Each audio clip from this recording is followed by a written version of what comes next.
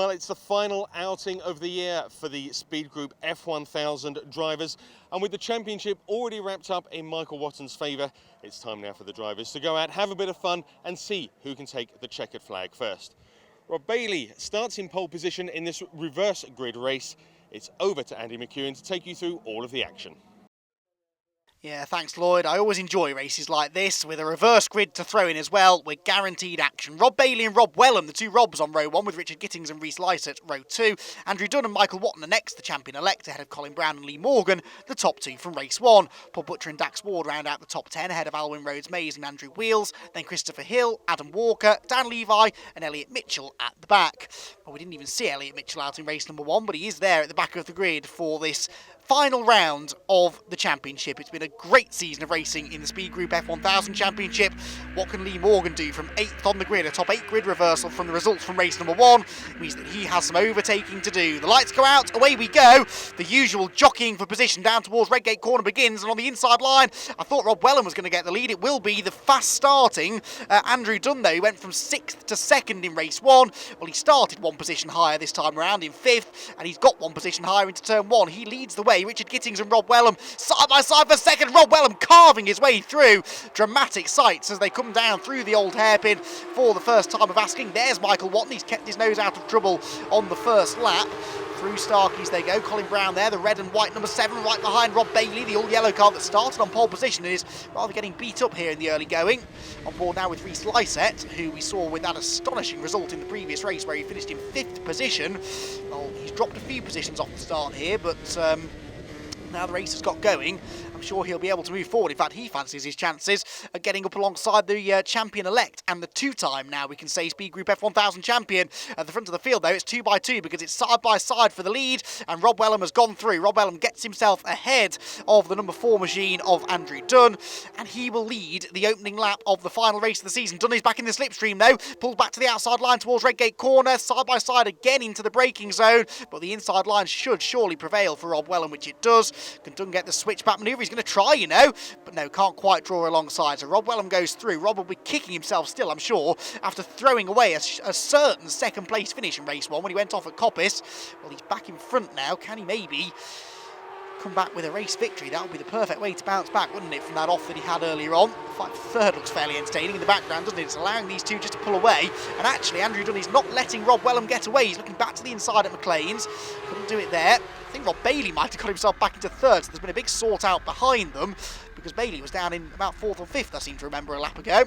On board now with Elliot Mitchell as he turns his way up the hill. Good to see Elliot out there, as I said, had mechanical dramas that prevented him from racing earlier on today.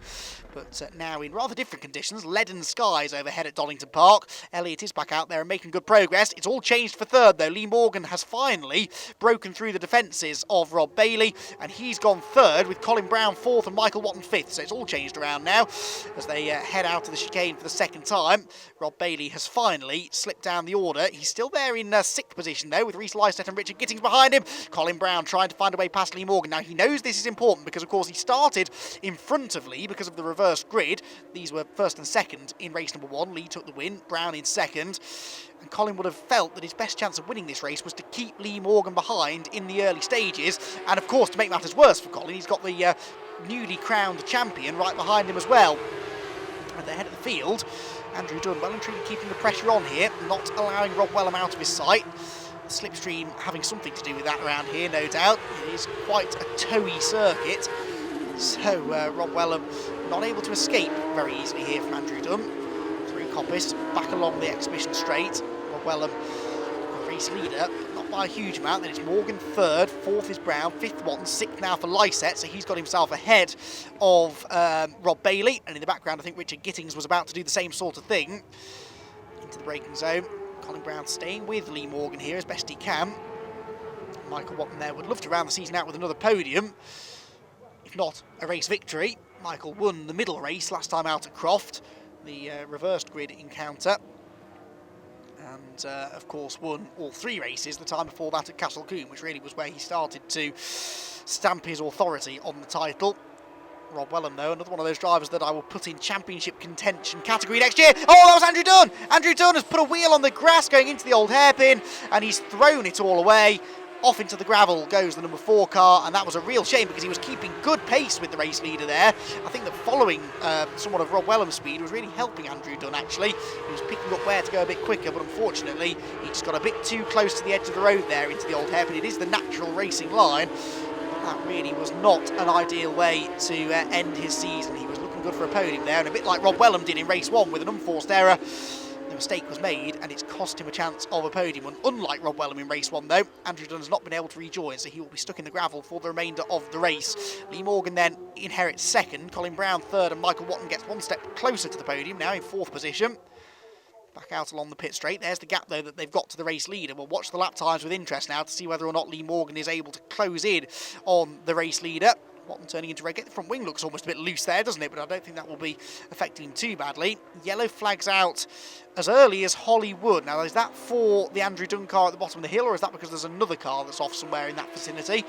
Not too sure. I can't see anyone just yet, but we know that Dunn's car is in the gravel down here, so no overtaking at that part of the circuit. Believe it or not, they probably did slow down as well that time around. These cars, even when they're running... oh no, Rob Welham! Rob Welham's gone off as well now. Would you believe it? Rob Welham has spun away from the race lead in exactly the same way that we saw Andrew Dunn a lap ago. He put a wheel on the grass, this time into McLean's, and has rotated the car. Now, he's not in the gravel, but I think he stalled it. So Rob Welham, for the 2nd race in a row, making a mistake, and that time he was under even less pressure than he was in the previous race. He had a big old gap back to Lee Morgan, who now finds himself in the lead of the race. So we've once again got this situation where we've got the podium finishes from race 1 in the same order, running 1, 2, 3, but they've actually had to do a little bit less overtaking to get to that point than they probably thought they would. Lee Morgan possibly was delayed by that, or maybe by the back marker Christopher Hill at the chicane, because Colin Brown has now got right back onto his gearbox. So as they go through Redgate Corner, Lee Morgan under some pressure. It's always nice when we finish the season with a dramatic race, because we can go into the winter talking about it then. People remember the last race of the season, and if there's one thing that we want people talking about the Speed Group F1000 Championship over the winter, because we want more and more drivers to come and join in what is one of the most exciting single-seater racing championships out there, not only because the cars are so fast, but because the racing is close, and the cars are relatively affordable as well, actually. So to repeat in a full season, and bear in mind you get an awful lot of track time with 3 races at most events, just 2 here this weekend at Donington, but most events are triple headers. You're talking about £10,000, which I know is not pocket money, but as far as single-seater motor racing is concerned, it's one of the most cost-effective ways of doing it, and it can be a great stepping stone on the single-seater ladder, or just a chance to go out there and have some fun, as many drivers see it as well. And what fun you can have. Imagine if you were out there in the middle of this 3-way fight for the race lead between 3 of the biggest names in F1000 racing. Lee Morgan, former champion, Michael Watton, current champion and reigning champion as well, and Colin Brown in the middle there, who is a former front runner in the championship. Great to have him back here, and he's taken to this like a duck to water, hasn't he? It really is almost like riding a bike. You just don't forget how to do it. When you're that good, it never leaves you. And Colin Brown, not only has he found himself with a podium finish in his return to the championship, but he's now back on the podium provisionally in this race, and still in touch with the race leader. On board with Elliott Mitchell, going down towards the old hairpin. Looks like they're going to leave Andrew Dunn's car there. No live snatch needed to move that car out of the way. So the yellow flag should hopefully be in by now as well. The drivers all know that car is there. They know to take a bit of extra care through that right-hander. Elliott Mitchell heads up the hill, and Elliott, who didn't start the previous race, but is looking like he perhaps could get himself a top 10 finish here. He's inside the top 10 at the moment. He's closing in on another car in front, which I think may be Paul Butcher. Yes, it is Paul Butcher. Down the back straight they go, and it's Gittings, who still hasn't found a way past Bailey either, so Richard Gittings struggling to make much further progress up the order. Through the chicane comes Paul Butcher, one of the most experienced drivers out there in the championship. Perennial runner-up, it would seem. He's not quite going to make the top 2 in the points this year, though, unfortunately. Now the leaders come down the hill. Lee Morgan seems to have an answer so far to everything that Colin Brown is asking of him. Oh, sideways this time through the right-hander at the old hairpin. Colin Brown certainly keeping Lee Morgan honest here. That is only a few car lengths advantage. The slightest slip up for Morgan, a mistake, an issue with the car, maybe get tangled up with the back marker, and Brown will be right there with him. So Morgan can't afford to back off here. It's one one of those races which sometimes can look quite easy from the outside. It looks as though they're just sort of following each other around, but Lee will tell you after the race that he's working very hard out there just to keep Colin Brown far enough away that he can't have a dive and try and get through. Down towards the chicane they come. I'd say Brown is closing in again on this lap though. Through the chicane, tighter line maybe for the red and white number 7 car as well. So as they come across the start-finish line into the second half of the race now we are. And yeah, that lead gap is definitely coming down, which means that Brown's going to start to get a bit of a slipstream as well. And that will definitely help you down that back straight and also down the pit straight that they just negotiated as well. But even on the run through the Craner curves and the run up towards McLean's, they are high-speed sections of circuit. And because these cars run with so much downforce, they're flat out. So you can definitely benefit from the slipstream through this next section particularly because it is steeply uphill out of the old hairpin, the lowest part of the circuit, and now you start climbing and climbing and climbing all the way up to the highest part of the circuit, which is not this right-hander at McLean's but the next one at Coppice. Acceleration out of these corners crucial therefore, and Lee Morgan, as well as he's driving, is not able to accelerate away here from Colin Brown. Coppice they go, and Brown is closer than ever now actually as they come onto the exhibition straight, or certainly closer than he's been since these two got into the top 2 positions. They're leaving Michael Watton behind as well. Watton just doesn't have an answer for these two. Onto the brakes they go, and through the right, through the left, Brown continuing to close in, but now he's sort of running in that dirty air, isn't he? You always hear this with slicks and wings single-seaters. The closer you get to another car, the less aerodynamic efficiency your car has. It's better in a straight line because you get the slipstream to help you, but through the corners, that turbulent air, that dirty air, can really hurt your grip through the turns, particularly the high-speed corners, and there are lots of those here at Donington, so it's a balancing act. You want to get close enough to have a go, but you've got to time it right. You don't want to get too close through the high-speed stuff because then you risk making a mistake or just losing ground. Also works your tyres a little bit harder too if you're the chasing car. So there's a lot more goes on in a single-seat race, particularly something like the Speed Group F1000 Championship, that maybe is at first evident. Colin Brown not managing his tyres particularly there, was he? He was completely sideways through the right-hander of McLean's. Now there is some traffic in front of them, which they may be about to catch down at the chicane. This could be an opportunity here for Colin Brown to try and attack. I think that's Christopher Hill again. Lee Morgan, though, gets a nice slipstream, actually, from the number 18 car as he goes down the hill. Can Brown go through up the inside as well? He has to, really, to stay in touch with Morgan, and he does.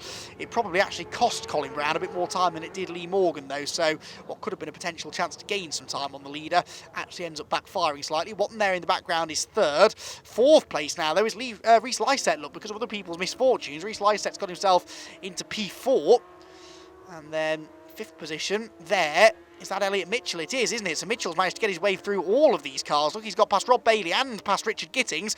Bailey has now got the recovering Rob Welham alongside for the second race in a row. Rob Welham is fighting back from an off-track excursion whilst in a podium position. In fact, in this case, he was leading the race. This is a great battle going on there. You've got Rob Bailey. Adam Walker, I think, is part of this too at the back there. The silver and red number 14 car. And Paul Butcher keeping a watching brief in the background too. So a nice 5, maybe 6 car train here developing just towards the back end of the top 10. There is Adam Walker.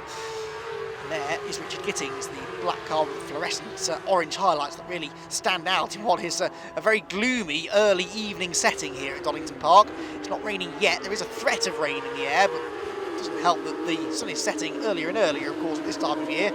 So we're running at about 5:15 now or so, and it's getting pretty dark out there. Adam Walker, though, gets a good exit from Coppice Corner and dives up the inside of Rob Bailey towards the chicane. Should be able to make that one stick. Rob Welham, meanwhile, is on the tail of Elliot Mitchell, and they both get held up there by the Christopher Hill car in front of them. Mitchell goes one way, Welham goes the other, and Welham, well, actually, in the end, they come out pretty much the same sort of speed, but Welham has the toe down towards Redgate. They're weaving around this way and that. Welham trying to sell the dummy, went to the outside, back to the inside.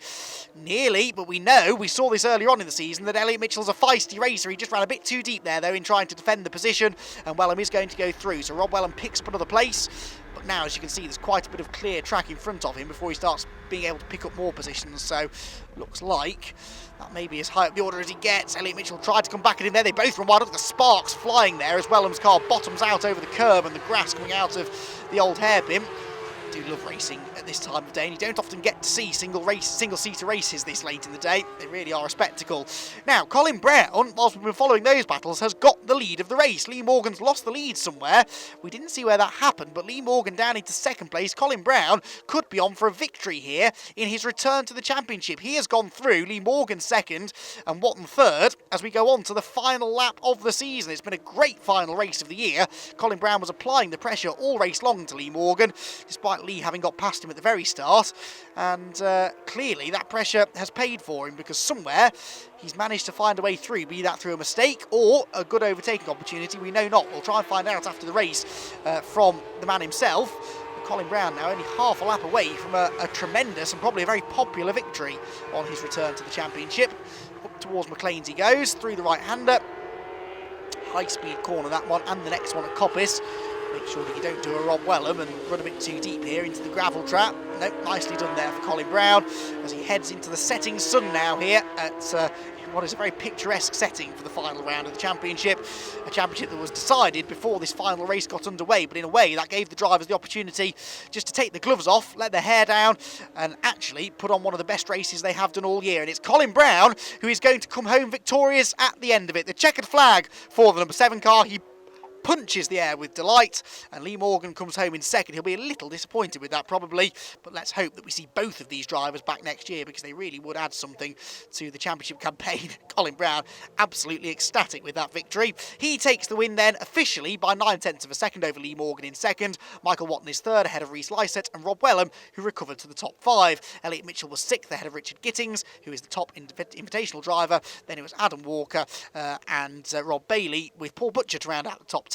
Then Dax Ward, Alwyn Rhodes-Mays, Dan Levy, Andrew Wheals, and Christopher Hill to round out the finishers. Colin, as soon as the lights went out, it looked like you were determined to go full out for the victory.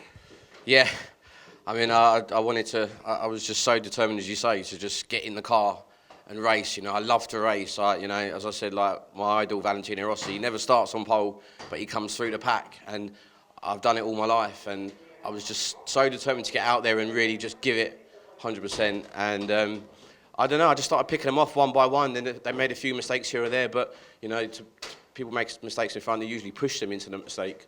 So it was nice to be right on him all the way. The whole race was, I'd had it under control. I was kind of waiting for a back marker or for him to make a mistake to pounce. I wasn't going to take too much of a risk. I was fairly happy to be in second. And then the opportunity come when the back markers come. I got caught out with one. He then got caught out, you know, a little bit more than me. I just kept my foot flat down and went round him and put my head down. 2 podiums today. Does that show a bit of potential for next season? I'd love to. I'd love to come back. You know, as I said, like if someone would lend me 20 quid next year, I'll be back. But other than if not, then I don't know. I'll have to beg, borrow, and steal to get here. Well, we hope we see you on the grid next season. It's been great watching you race today. Congratulations once again on your victory. Thanks so much. Michael, you said at the end of the first race that the pressure was off a little bit, but it didn't seem like you were taking it easy out there. No, I really wanted to put in a good performance that race, and a little bit of a shame. On the outlap, I realised we had quite a bad misfire at low revs, and in the end that cost me a bit. At the first lap I had a good start, and then let the revs drop a bit off a red gate, and then 3-4 guys came past me, including Colin and Lee, and then after that it was trying to fight your way back to catch them. They're too quick to allow them to get a lead, to be honest. I was hoping they'd fight each other a bit more because I could stay sort of with them, but yeah, unfortunately didn't make it, but I'm still happy with the 3rd place and delighted to win the championship this weekend. Yeah, another bit of silverware, and what's been a fantastic season for you, as you've said, the championship as well. Does this give you a little bit of boost going into the Clowes season, ready for 2019? It does, actually. 2019's a bit undecided for me at the minute. My father's retiring, so that takes a chunk of budget away. So if there are any sponsors out there who want to get involved, then yeah, please do, because my future at the minute is a bit undecided, actually. Well, that's a fantastic call to action for anybody that's watching. Congratulations on your 3rd place and on the overall championship. Yeah, thank you very much.